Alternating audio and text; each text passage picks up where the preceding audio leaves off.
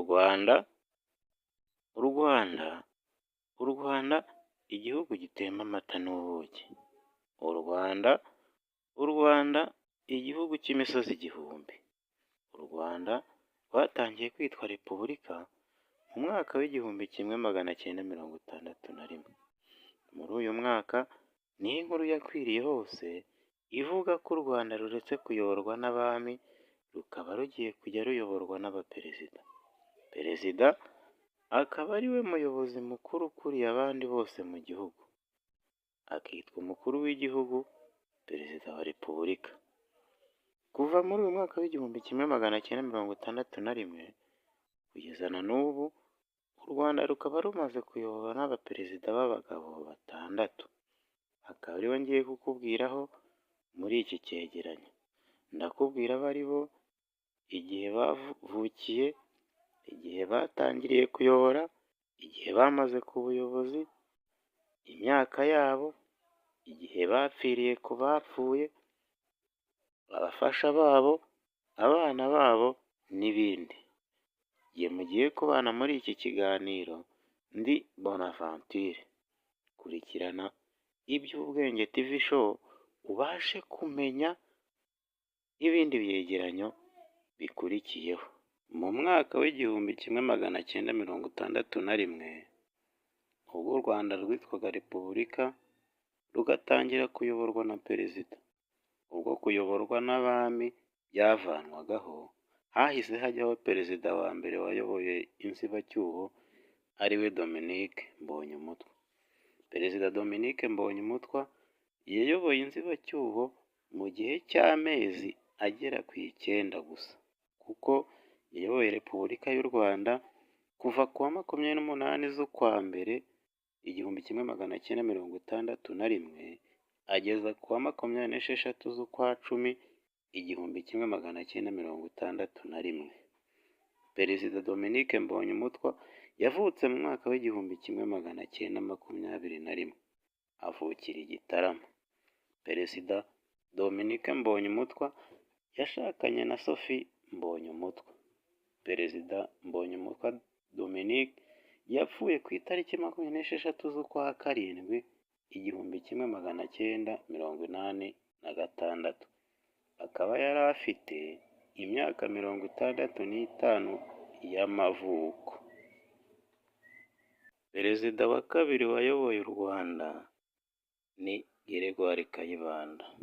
Perezida Gregoire Kayibanda yayoboye Repubulika y'u Rwanda amaze gutorwa n'abaturage, akaba yarayoboye igihe kingana n'imyaka 11 n'amezi 8, kuko yatangiye kuyobora u Rwanda kuva ku wa 26 z'ukwa cumi igihumbi kimwe magana cyenda mirongo itandatu na rimwe ageza ku wa 5 z'ukwa karindwi igihumbi kimwe magana cyenda mirongo irindwi na gatatu. Gregoire Kayibanda yavutse mu mwaka w'igihumbi kimwe magana cyenda makumyabiri na kane, avukira ahitwa Tare. Yapfuye ku wa 15 z'ukwa cumi n'abiri igihumbi kimwe magana cyenda mirongo irindwi na gatandatu. Yari afite imyaka 52 y'amavuko. Perezida Gregoire Kayibanda byavuzwe ko yapfuye yishwe n'inzara, apfira i Kabgayi aho yabaga. Aho niho yari afungiwe na perezida wamukurikiye, ariwe Habyarimana Juvenal, wari minisitiri we w'ingabo mu gihe Kayibanda yari perezida wa Repubulika. Gregoire Kayibanda yari yarashakanye na Verediana Mukagatare. Gregoire Kayibanda yari ari mu ishyaka rya MDR Parmehutu. Perezida wa gatatu wayoboye u Rwanda ni General Major Juvenal Habyarimana. Uyu Habyarimana yayoboye u Rwanda ubwo yari amaze gukorera coup d'etat uwari perezida we Gregoire Kayibanda. Ayobora u Rwanda guhera ku ya mbere z'ukwa munani igihumbi kimwe magana cyenda mirongo irindwi na gatatu ageza ku wa gatandatu z'ukwa kane 1994. Ubwo yaraswaga kuri uwo munsi avuye mu nama Arusha muri Tanzania. Perezida Habyarimana yayoboye u Rwanda imyaka 29, akaba yari ari mu ishyaka rya MRND. Perezida Juvenal Habyarimana yari yarashakanye na Agatha Kanziga. Perezida Habyarimana Juvenal yavutse ku wa 8 z'ukwa gatatu 1937, avukira ku Gisenyi ho mu Ruhengeri, apfa ku itariki 6 z'ukwa kane 1994. Akaba yarapfuye afite imyaka 57 y'amavuko. Perezida wa kane wayoboye u Rwanda ni Theodore Sindikubwabo. Uyu niwe muperezida wayoboye u Rwanda igihe gito cyane cy'amezi 3 gusa, kuko yayoboye u Rwanda kuva ku wa 9 z'ukwa kane 1994 ageza ku wa 19 z'ukwa karindwi 1994.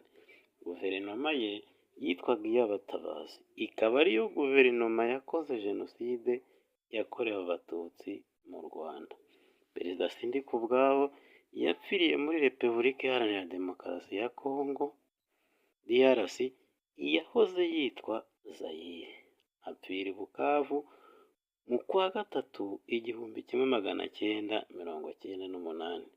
Akaba yari afite imyaka 70 y'amavuko, kuko yavutse mu 1928, apfa mu 1998.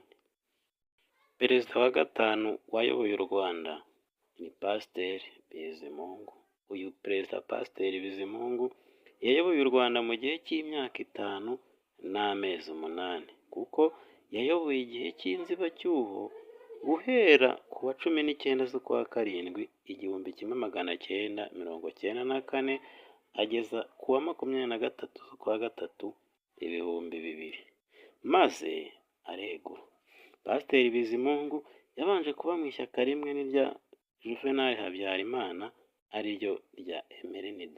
Nyuma aza kujya mu ishyaka rya FPR Inkotanyi, kuko ubu Perezida Juvenal Habyarimana yari yaramaze gutanga itegeko ryo kwica umuvandimwe wa Pasiteri Bizimungu. Amaze kwicwa nibwo Pasiteri Bizimungu yagiye mu ishyaka rya FPR Inkotanyi, yifatanya n'abandi mu kubohora igihugu.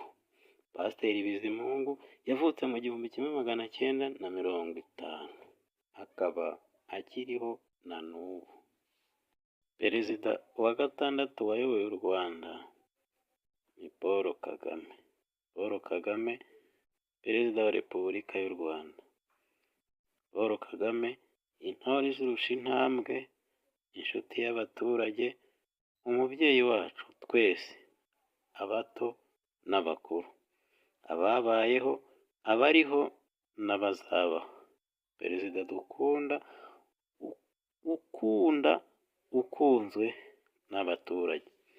Uyu Perezida wa Repubulika y'u Rwanda yayoboye u Rwanda guhera mu mwaka w'2000 kugeza na n'ubu, kuko yayoboye u Rwanda ubwo Pasiteri Bizimungu yeguraga ku wa 23 z'ukwa gatatu 2000. Ayobora imyaka 3 kugeza 2003, ubwo icyo gihe hategurwaga amatora ya Perezida wa Repubulika y'u Rwanda. Mu 2003 aza gutorwa abaperezida wa Repubulika. Uyu Perezida Paul Kagame niwe wayoboye urugamba rwo kubohora igihugu no guhagarika jenoside yakorewe Abatutsi muri Mata 1994. Perezida Paul Kagame yavutse ku wa 23 z'ukwa cumi 1957, akaba afite imyaka 67 y'amavuko, akaba yarashakanye na Jeannette Kagame, akaba afite abana 4, abahungu 3 n'umukobwa umwe. Paul Kagame ni wowe, ni wowe, ni wowe, turagukunda ntuganze. Nimugire amahoro, yari Bonaventure, kurikirana iby'Ubwenge TV Show ubashe kugira amakuru menshi umenya.